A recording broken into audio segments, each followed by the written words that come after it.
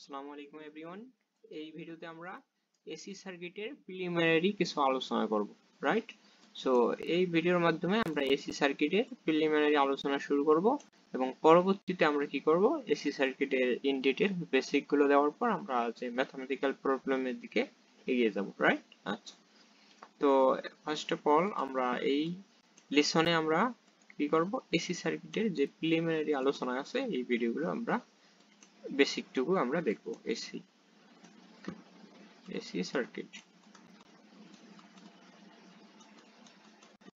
তো আমরা এই ভিডিও থেকে আমরা এসি সার্কিট পার্টটা শুরু করলাম। তো এসি সার্কিট সম্পর্কে জানতে হলে আমাদের এসি সার্কিটের একটু প্রিলিমিনারি যে আলোচনাগুলো এগুলো একটু ভালোভাবে জানতে হবে। সো আমরা যে ডিসি সার্কিটে দেখছিলাম, রাইট? ডিসি সার্কিটে আমাদের শুধু যে সার্কিট গুলো ছিল সেখানে শুধুমাত্র কি ছিল, আমাদের শুধু রেজিস্ট্যান্স ছিল, রাইট? আমরা ডিসি সার্কিটের যে প্রবলেম গুলো দেখছি, আই থিঙ্ক প্রবলেম গুলো দেখলে আমরা ভালোভাবে বুঝতে পারবো। অর্থাৎ ডিসি সার্কিটে শুধুমাত্র আমাদের কি থাকে, রেজিস্ট্যান্স থাকে। বাট এসির ক্ষেত্রে আরেকটা অ্যাডভান্স ফিচার থাকে। কি কি ফিচার থাকে এখানে? রেজিস্ট্যান্সের পাশাপাশি আমাদের কি থাকে, ইন্ডাক্টরও থাকে, আবার কি থাকে, ক্যাপাসিটর থাকে। এই বিষয়গুলো একটু আমাদের মনে রাখতে হবে। অর্থাৎ রেজিস্ট্যান্সের ক্ষেত্রে রেজিস্ট্যান্সের মান তো আমরা জানি আর, রাইট? আর ক্যাপাসিটেন্সের ক্ষেত্রে ক্যাপাসিটেন্স ভ্যালু থাকে, সরি, ইন্ডাক্টরের ক্ষেত্রে ইন্ডাকটেন্স ভ্যালু থাকে এক্সএল, ক্যাপাসিটরের ক্ষেত্রে ক্যাপাসিটেন্স ভ্যালু থাকে, অর্থাৎ ক্যাপাসিটেন্স যে ভ্যালুগুলো থাকে এগুলো হলো এক্সসি, রাইট? তো আমরা রেজিস্ট্যান্সের ক্ষেত্রে আর এর মান তো আমাদের দেওয়া থাকে, বাট আমরা রেজিস্টর এবং ক্যাপাসিটরের ক্ষেত্রে আমরা কিভাবে রেজিস্ট্যান্স যে ভ্যালু এবং ক্যাপাসিটেন্স যে ভ্যালুগুলো এগুলো কিভাবে বের করতে পারি এগুলো সম্পর্কে একটু জানবো। তো রেজিস্ট্যান্স অর্থাৎ আমাদের ইন্ডাকটেন্স ভ্যালু এবং ক্যাপাসিটেন্স যে মানগুলো আমরা কিভাবে বের করবো, অর্থাৎ ইন্ডাকটেন্স মানগুলো আমরা কিভাবে বের করি, এক্সএল এর মান আমরা কি জানি, যে ওমেগা এল। এল এখানে কি, ইন্ডাক্টর, এল এখানে কি, ইন্ডাক্টর, ওমেগা হলো আমাদের কৌণিক কম্পাঙ্ক যার মান আমরা সাধারণত কত বসাই, 2 পাই বসাই, রাইট? আর যদি ক্যাপাসিটেন্স এর মানটা আমরা কি বসাই, 1 বাই জে ওমেগা সি। তো এটা হলো আমাদের ইন্ডাকটেন্স মান, এটা হলো আমাদের ইন্ডাকটেন্স মান ভ্যালু, আর এটা হলো ক্যাপাসিটেন্স ভ্যালু। আর ইন্ডাকটেন্স এবং ক্যাপাসিটেন্স ভ্যালুগুলো আমরা কিভাবে বের করি, এই ফর্মুলা দিলে, অর্থাৎ জে ওমেগা এল এবং 1 বাই জে ওমেগা সি। এটাকে আরেকটু, এই ক্যাপাসিটেন্স ভ্যালুটাকে আরেকটু মডিফাই করতে পারি। অর্থাৎ আমরা জে কে যদি আমরা কি করি, উপরে নেই, তাহলে কত হবে, একটা মাইনাস চিহ্ন আসবে, minus J by omega C, omega C. এই বিষয়টা এগুলো একটু মনে রাখতে হবে। এখানে ওমেগাটা কি, ওমেগা হলো আমাদের কৌণিক কম্পাঙ্ক যার মান আমরা কি ধরি, টুয়াইস পাই। আর সি বা এল, অর্থাৎ এল হলো আমাদের ইন্ডাক্টর,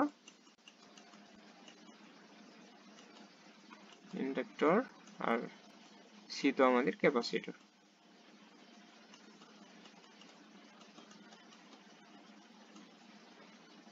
আচ্ছা, তো এই বিষয় সম্পর্কে একটু জানলাম, ইন্ডাক্টর ক্যাপাসিটর সম্পর্কে এবং ইন্ডাকটেন্স ভ্যালু এবং ইন্ডাকটেন্স মান এবং ক্যাপাসিটেন্স মান সম্পর্কে জানলাম, রাইট? আচ্ছা, তো আমরা আরো কিছু প্রিলিমিনারি আলোচনা করি।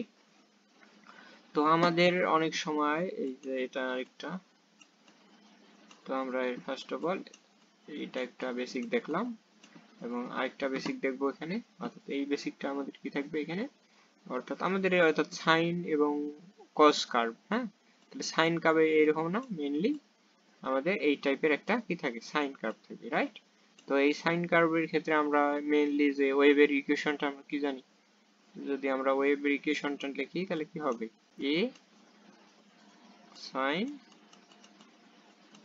সরি, এটা হবে এন, এ সাইন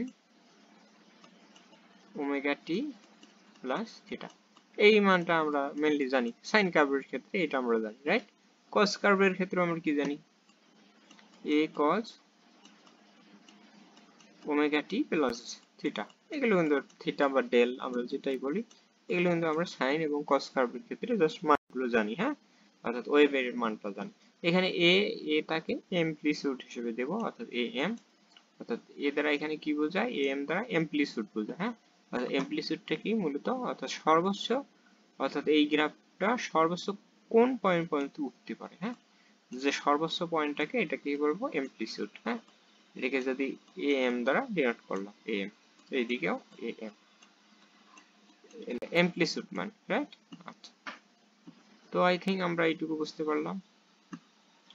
তারপর যদি এই যে এই ফর্মটাকে, এই ওয়েবিকেশনের ফর্মটাকে যদি আমরা কি করি, পোলার ফরম্যাটে নেই, হ্যাঁ, যদি এটাকে পোলার ফরম্যাটে নেই আমাদের কি করতে হবে, তো আমাদের ফার্স্ট অফ অল কি করতে হবে,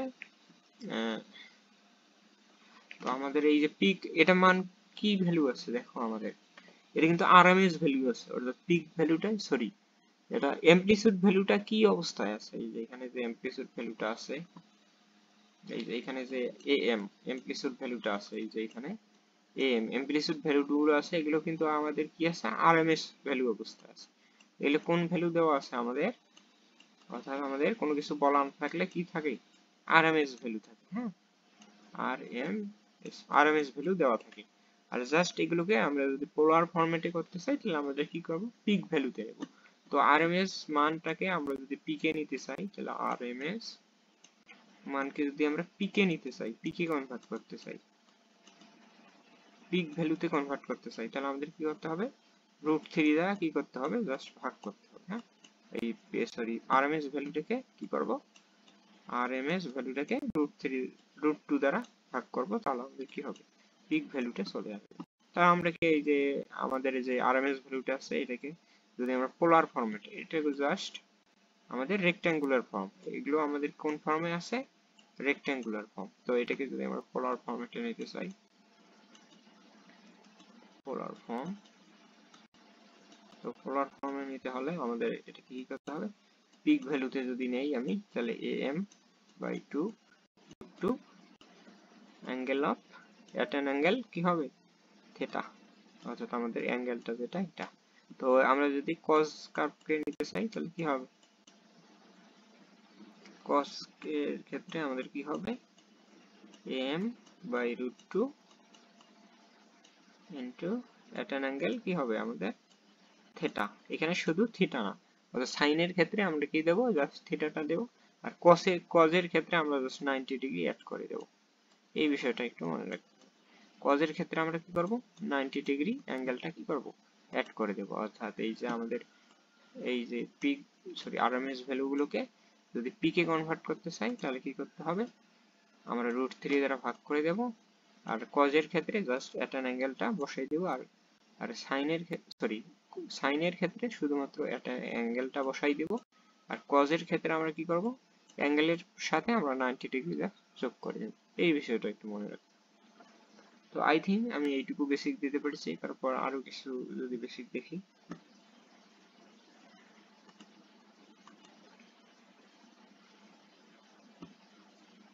তারপর তারপরে যেমন এই যে কমপ্লেক্স মান রিলেটেড আরো কিছু, এই পিক ভ্যালু থেকে আরএমএস ভ্যালু, অর্থাৎ আরএমএস ভ্যালু আর এমএস থেকে আমরা কিভাবে পিকে কনভার্ট করব, দেখো তাহলে আরএমএস থেকে পিকে কনভার্ট করতে হলে আমাদের কি করতে হবে, ভোল্টেজকেও আমরা, ভোল্টেজকে, অর্থাৎ ভোল্টেজের মানটাকেও আমরা কি করতে পারি, আরএমএস থেকে পিকে কনভার্ট করতে পারি, আবার কারেন্টের মানটাকেও কি করতে পারি, কারেন্টের মানটাকেও অর্থাৎ আরএমএস থেকে পিকে কনভার্ট করতে পারি, এই দুইটা, হ্যাঁ, আরএমএস থেকে পিকে কনভার্ট করতে পারি ভোল্টেজ এবং কারেন্ট। তো ভোল্টেজ এবং কারেন্টের ক্ষেত্রে ফর্মুলা সেম, জাস্ট আমাদের কি করতে হবে, √3 দ্বারা ভাগ করতে হবে। যদি এটা করি তাহলে এখানে কত হবে, এখানে আমরা হবে যদি Vrms ইকুয়াল টু কত হবে, আমার peak value, sorry magnitude value by √2, তাহলে এই কারেন্টের ক্ষেত্রে কি হবে, এই সেম Irms ইকুয়াল টু কি, আর আরএমএস ভ্যালুকে যদি পিকে নিতে চাই তাহলে ম্যাগনিটিউড ভ্যালুটাকে আমরা কি করব, √2 দ্বারা ভাগ করে দেব, তাহলে আমাদের কি হবে, এটা হলো আরএমএস মান, এটা হলো পিক মান, পিক ভ্যালু, এটা হলো আমাদের pick value. So I think আমি এইটুকু এসি সার্কিটের বেসিক দিতে পেরেছি। আমরা নেক্সট ভিডিওতে আরো কিছু বেসিক দেখবো, পাওয়ার ট্রায়াঙ্গেল সম্পর্কে জানবো, এবং তারপর আমাদের যে এসি সার্কিটের যে অ্যানালাইসিস আছে, দেখুন ডিসি সার্কিটের মতো এসি সার্কিটেরও আমাদের যে analysis, nodal, mesh, Thevenin, maximum power transfer সবগুলো এখানেও অ্যাজ ইউজুয়াল করে দেব, রাইট? তো আজকের ভিডিওটা বেসিক্যালি এই পর্যন্তই ছিল। So that's it for today. Allah Hafiz.